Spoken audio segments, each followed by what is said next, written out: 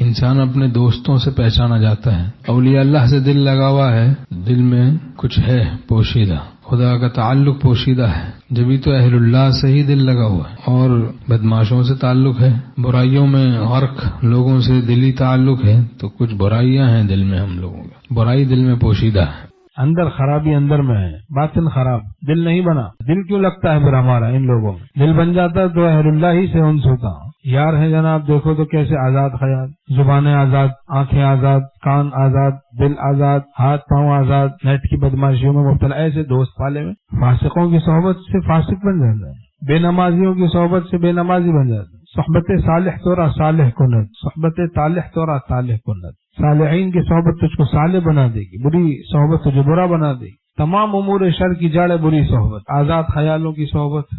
المرء على دین خلیلہ فلینظر احدکم من یخالل. حدیث شریف میں کہ ہر شخص اپنے گہرے دوست کے دین پہ خود بخود ہو جاتا ہے، بس تم دیکھ لو کس کو اپنا گہرا دوست بنا رہے ہو. تو دیکھ داغ کے دوستی کریں. چرسیوں کی صحبت میں آدمی چرسی ہو جاتا ہے، بے ادبوں کی صحبت میں بے ادب ہو جاتا ہے. بے ادب کو کبھی مسلم مت بناؤ. حضرت تھانوی رحمۃ اللہ علیہ فرماتے ہیں مسلم کیسے ہوگا؟ اپنی اصلاح نہیں ہوئی، نہیں سمجھا ہے خود لیکن چلا ہے مجھ کو سمجھانا ہے. اہل اللہ میں دل لگا ہوا ہے، بڑی مبارک حالت ہے. بدکاروں میں دل لگا ہوا ہے تو دل میں بدکاری کا مرض معلوم ہوتا ہے.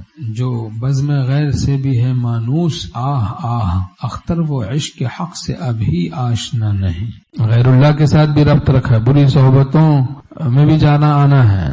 شیطان کو بھی خوش کرنا ہے اور رحمان کو بھی خوش کرنا ہے. ہم خدا خواہی و ہم دنیائے دوں، ان خیالست و محالست و جنوں. دنیا پرستی گناہ بھی چلتے رہے، ولی اللہ بھی بن جائے، ولایت خاصہ بھی خدا کی مل جائے، یہ خیال ہے، محال ہے، جنون ہے. آدمی اپنے دوستوں سے پہچانا جاتا ہے. اتنا شریف ہے تو بے نمازیوں میں کیوں دل لگا رہتا ہے؟ اگر طیب آپ شریف آدمی ہیں، شرافت سے رہیے، شرارت نہ کیجیے. یار بد بدتر بود از مار بد. برا دوست برے سانپ سے بھی زیادہ بدتر ہے، اس سے تو بہت ہی بچنا چاہیے. بے دین کی دوستی، بے دینوں کی بد دینوں کی دوستی سے بچنا چاہیے. المرء مع من احب. حدیث شریف میں ہے کہ ہر شخص اسی کے ساتھ ہوگا جس سے اس کو محبت ہے. حضرت آسیہ علیہ السلام کے سمجھانے پر فرعون کو کچھ خیال ہونے لگا ایمان لانے کے بارے میں، لیکن حامان جو بےمان تھا اس نے ایسی تقریر کی اور ایسا غلط مشورہ دیا جس کی وجہ سے وہ بالکل برباد ہو گئی. یار بد بدتر بود از مار بد. اس نے کہا میں یہ منظر نہیں دیکھ سکتا کہ خدا بندہ بن جائے. اس طرح لچھے دار تقریر کی، اس کو الو بنایا کہ میں منظر نہیں دیکھ سکتا کہ آپ تو خدا ہیں، آپ کیسے بندے بن سکتے ہیں؟ تو میں یہ منظر نہیں دیکھ سکتا. وہ پرانا رام اس کو دوبارہ یاد آ گیا. پھر وہ حامان بیمان کے چکر میں پڑ کے برباد ہو گیا، غرق کر دیا گیا، ہلاک ہو گیا. تو بھائی جلد توبہ کریں گناہوں سے اس سے پہلے کہ موت آ جائے.